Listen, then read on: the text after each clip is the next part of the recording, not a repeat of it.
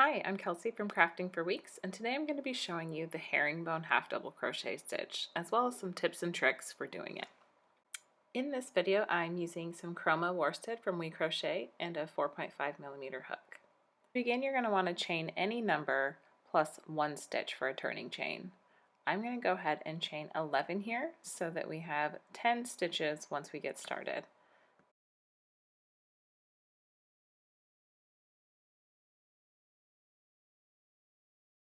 So I have 10 chains here right now, and then I'm going to chain one more for my turning chain. And I'm going to start working in that second chain from your hook. So yarn over once, just like you're starting a half double crochet, and then insert that hook into the stitch. You're going to have 3 loops on your hook. Slip that loop under the loop beside it, yarn over, and pull through the last 2.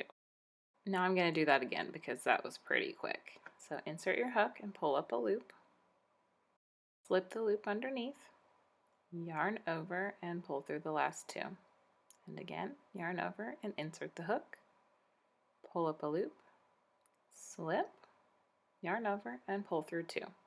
Now the process of slipping that first loop actually makes this row slant slightly.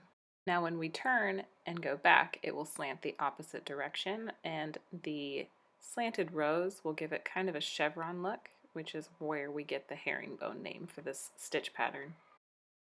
So I'm going to continue doing these stitches across my chain row, and then once I get to the end I'm going to chain and turn, and I'm going to show you how to work back across. Now as you can see here, this little process of slipping that loop can be kind of finicky. So towards the end of this video I'm going to show you some tips and tricks to getting that loop to slip easier. For now I will just walk you through the rest of this chain. So yarn over and insert the hook, pull up a loop, slip, yarn over and pull through 2, insert the hook, slip, yarn over, pull through the last 2. Got a couple more stitches here, and then we will turn at the end of this row,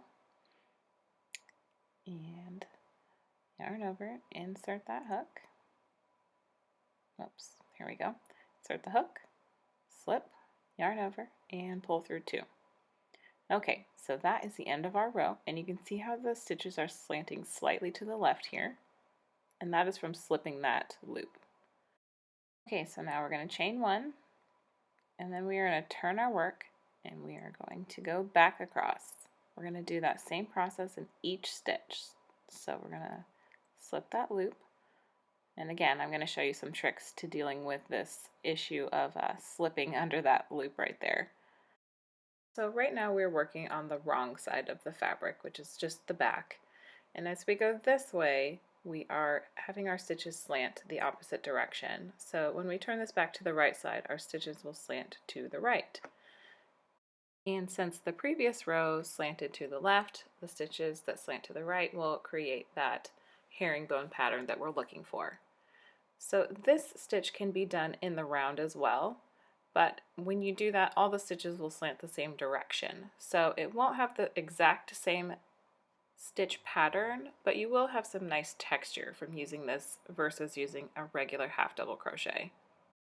If you want to work in rounds, one way to get around that and still get the same texture is to chain and turn at the end of each round.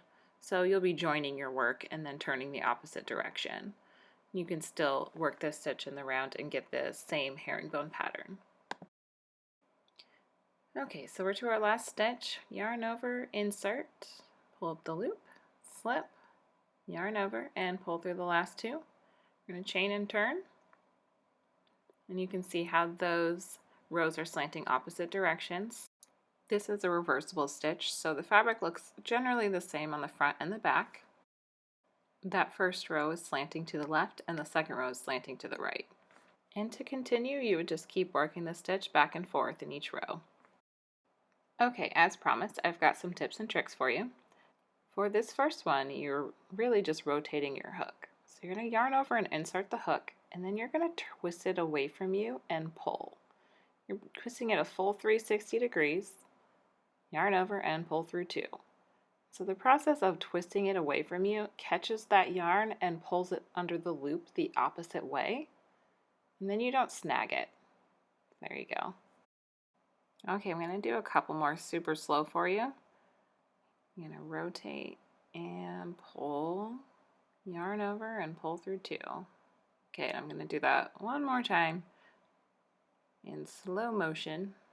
Rotate it away from you as you're pulling under this loop. And there you go. Okay, now here's another option in case you can't do the rotation or it's hard on your wrists. You simply pinch the base of the stitch between your thumb and your finger. This will hold that second loop in place while you slip your loop. That way the stitch is easier to do. So here's a look at the swatch I did. I added a few more rows, and you can see the chevron shape appearing in the rows. Again, this is a reversible stitch, so it looks generally the same on the back and the front. Now if you want to give this stitch a go, check out some of my free patterns on my website at craftingforweeks.com.